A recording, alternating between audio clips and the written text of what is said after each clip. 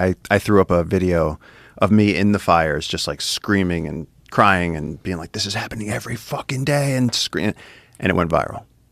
It went viral. And at that time, we had created jungle keepers, and we had tried to protect. So we had a little bit of rainforest we were protecting. I think we had like 1 or 2 rangers. And then you shared it on your Instagram, and then it hit this level. It like went to the next level of virality. I remember because my cousin Michael called me, and he was just like, Joe Rogan just shared it. And I was like, there's no way that happened. And he's like, no, it did.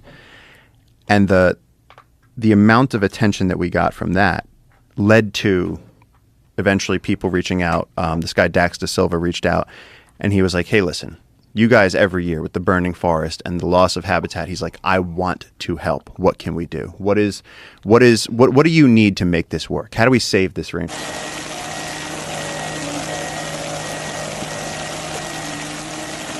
And what puts those fires out? Do people actively try to put those fires out, or they just wait till it rains? No, the people start them. That's the funny thing is that I'm not going to be able to stay here long because this fire is spreading, but everything behind me right now is the forest that I've been working to protect for the last 13 years. It's burning like this every day.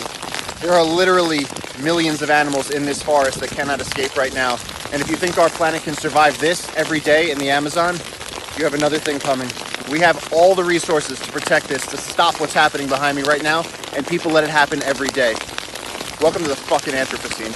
So when they're starting these fires to make clear cuts so they can raise cattle, like what are they doing? Yeah, it's basically their space, so we're going to use it. And so, like, ideally, a person, if they wanted to use that forest, you could harvest the ancient hardwoods there and make millions off of it. You could use that forest to do like multi-tiered agriculture where you're producing tons of produce.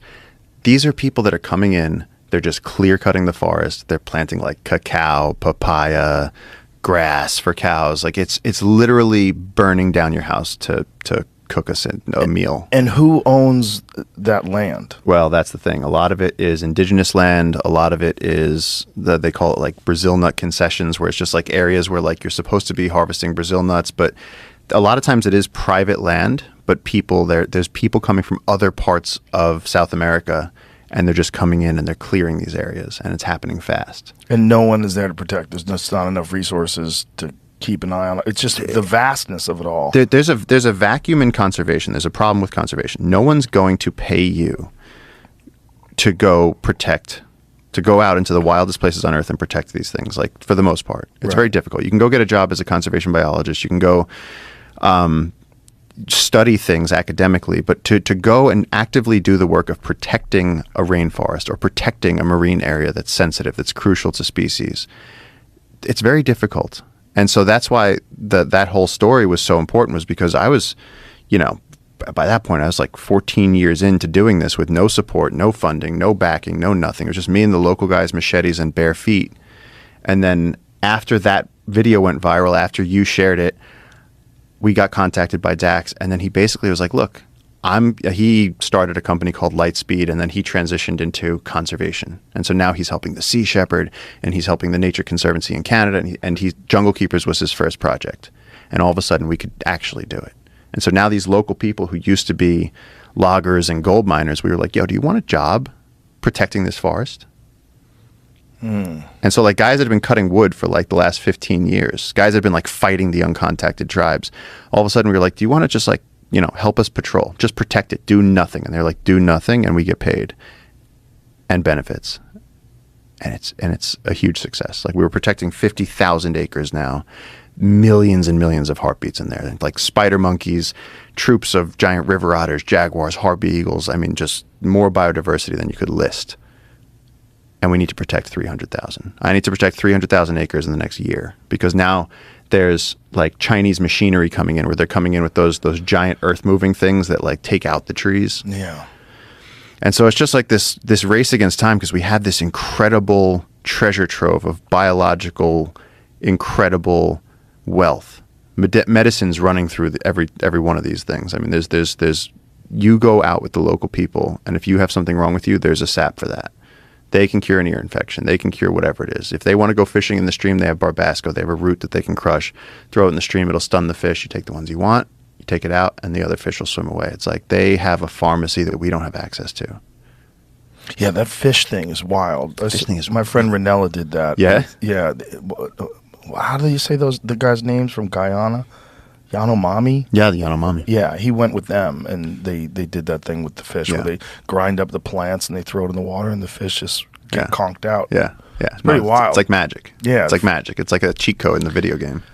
So this is a dangerous proposition, right? Because clearly the people that are moving into these areas, that want to burn things down and grow things, and someone who gets in the way of this is getting in the way of their financial success.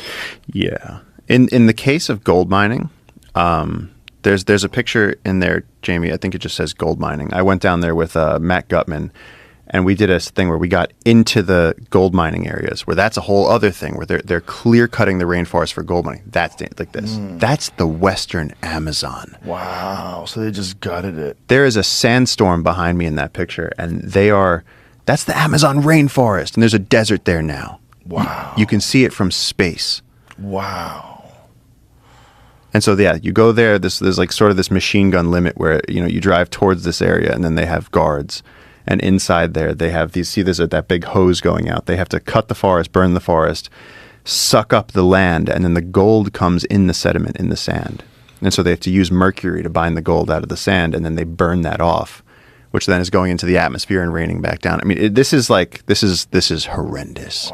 And the police can't stop it because you have to go in there with like the military. The police will just get killed if they go over there. Oh my God. So yeah, we got in there this one day with some Russian gold miners. It was very strange, and actually, you got in there to investigate. We got in there. We went in there with Matt Gutman's crew, and we actually filmed in the gold mining areas, which no one does. And while we were in there, one of the Russian gold miners was like, "Hey man, listen." He goes, "You're that guy with the Instagram, right?" And I was like, "What the fuck are you talking about?" And he goes, "You see those guys over there?" And I was like, "Yeah." And he goes, "They just said your name." And I was like, ooh. "Oh."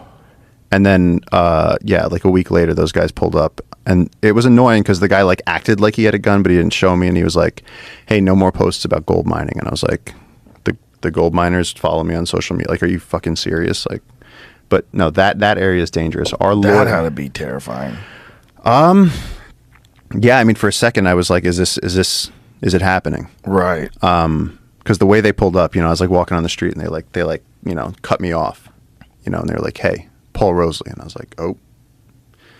And our lawyer, or the guy that used to be the lawyer for Jungle Keepers, his father was very vocal locally about the gold miners and standing up to them, and they just whacked him, just that easy.